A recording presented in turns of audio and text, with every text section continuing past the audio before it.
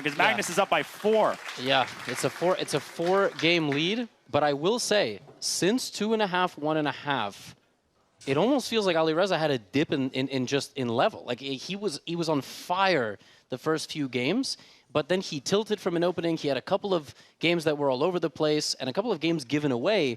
But he's got to conjure up something here.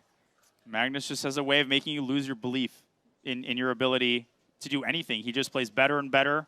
The bigger the lead grows. Alireza repeats this Italian, which I like, and he goes for your approach. Bishop back to A2, so that in the future you can go C4. And actually you can deploy the bishop through B1 and eventually go D4. That is very nice. And there it is. Eventually means right now. Yes, that's what he heard. By the way, E4, Knight D2, is there G4 on the cards? That is a very instructive idea. G4 to push the knight away. Kind of a French-like concept. Yeah, and like a Nimso Larsen sometimes when the center closes. Yeah, you can go G4, G5, H4. Yeah, this is a much better approach. Look, we've got Magnus thinking. I say we because we want a close match. That's what we want, all right?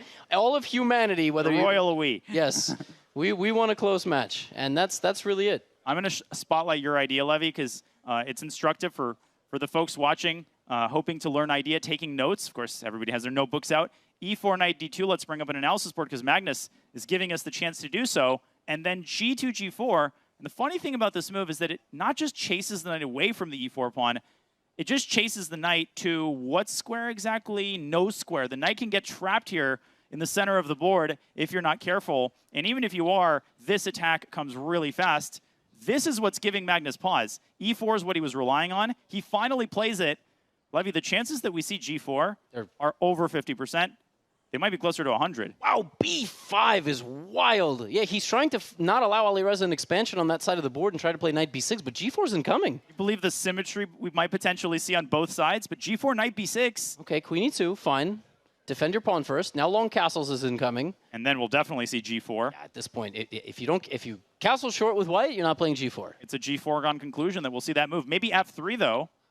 Yeah, F3. Then then Rook E8 after the trade. It's super complicated. Yeah, I mean F3 doesn't exclude G4. I mean G4 is just a good attacking move, even if the E4 pawn doesn't exist anymore. But what do we do? Maybe A4. Wow, bishop. No, wait. Knight takes D5. Bishop takes D5. Hits the rook. But how does it help with knight B6? If you take on F6, you give up one of your biggest assets, right? The bishop pair.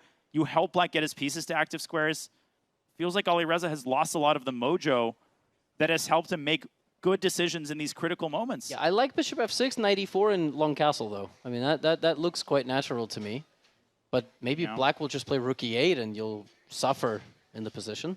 And you're right. Bishop F6, C3, black will play rook E8 anyway. And there's a tactic that I think Alireza might have underestimated.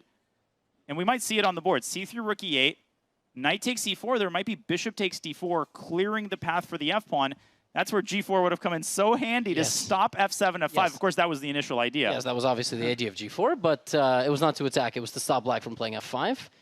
Yeah, here you play rook E8, and you have tactical defenses of the pawn. It's not even the only move. You could just give up the E4 pawn and play against white's really passive bishop, Magnus. He does play rook E8. Long castles here for white might be the best bet. Maybe short castles, but... Maybe now you change plans and play H4, rook H3, and okay, but he plays... Did he just miss bishop takes D4? And maybe that's not even the best move. Bishop H4 might win a piece. Oh, that's disgusting. You don't even have to sack this bishop. You just move it, and white cannot stop the twin threats of F5 and queen E7. Why bishop H4? Because you pin the F-pawn. Can I show this? He plays bishop D4. Plays bishop D4. Now you can castle long, maybe. Or taking castle long. Yeah. If we pull up an analysis board, bishop H4 threatens F5, so you basically have to go here. Yes. Now I think the idea is maybe we should just eliminate the eval bar. Queen E7 is possible. Apparently the best move is C6. Yeah, right. Yeah, no, for sure. And then D5. I guess the idea is white can't go F3 to get 3 pawns for the piece because it's pinned. Yes. Should Magnus be disqualified despite leading this for missing bishop H4? Yeah, it's crazy he didn't see bishop H4, but he's still fighting. Okay, the C file is a problem though now. The knight on B6 is not that useful. And now this pawn has turned from a weakness into a strength, and the bishop is an extension of the pawn. or the other way around. Yes, I don't know if the bishop wants that, but Yeah. after queen c6, if that's your idea here with white, you can take with the rook or the pawn. Look at those squares. One for the rook, one for the queen. But rook e6 and white is much better. Boom. Rook e6 and white is much better. This is Magnus wins this against every opponent in the world with white, but how about with black? And Alireza, smelling blood, h4 is fantastic awareness and instincts. Magnus facing... King walk, king h2, king g3, king f4 in the future. Yeah, just not right now. Let's slow down. All right, Nigel. Slow down. Okay, but now we have a passed pawn. And another pawn appearing on d5. Doubled pawns are like two-headed monsters, right? One replaces another. But do you play d5 right away? Okay, he doesn't play d5. Can Magnus play d5? And he will. Oh man, but this is Alireza not in great form at the moment because d5 is automatic. It just is for white and for black. To connect the pawns like that would have been priceless. No. Queen takes c6 is even possible here, and white's not even better anymore. Yeah, and king h6. Wow, queen d6 is I would never even have considered that in a million years. Guess what? If the queens are traded, the pawn on e6, sliced off from the rest of humanity, well... Black is playing for a win. King on g7, I guess, isn't human. Queen e3, and I guess and king f6 is going to happen. That's crazy. Unbelievable how quickly this turned around, all because a black pawn is on d5 rather than a white pawn. But I think there's queen e3, king f6, queen h6, and you can probably create sufficient counterplay. Well spotted. It's on the board. All of it is on the board, Levy. Yeah, so we're looking at some form of a draw, but yeah, check and take the pawn. Check on e1 is going to be nasty, but white should have perpetual even if he drops the f pawn, as you're saying. You could lose the bishop on a2, man. Queen's going to get there. It's a big pawn anyway. You do have a perpetual. I think black's king is a bit too weak. King f1. I love this move. Using the king proactively to stop queen e1 check. Both sides have to be careful here.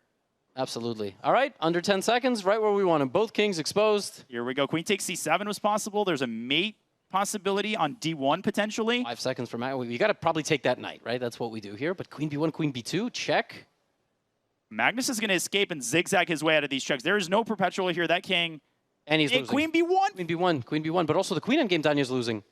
And Magnus, he just tries to create a passed pawn on the queen side. Alireza is losing control of this game. Yes, b4 is incoming. b4, black's pawn is faster. And the king is going to run too. King b5 ideas. But c3, there might be d5 check. So Magnus starts with a check. That was the wrong move, but Another check. But that was the wrong move. Another check, and now he makes the passer. But they're all making bad moves, apparently, and now he hung the pawn on d4. And the king is going to zigzag its way out of the checks again. Oh my. Black's pawn might be one step faster. c2. 2 seconds. Yeah, he's queening. He's c1, queening. and he's going to skewer white's queen. Oh my goodness. We have a check, though. Oh, we got 4 queens on the board. What is going on? And he's got a zig and zag, and queen g5. Queen takes g5, and you skewer the other queen. Yeah.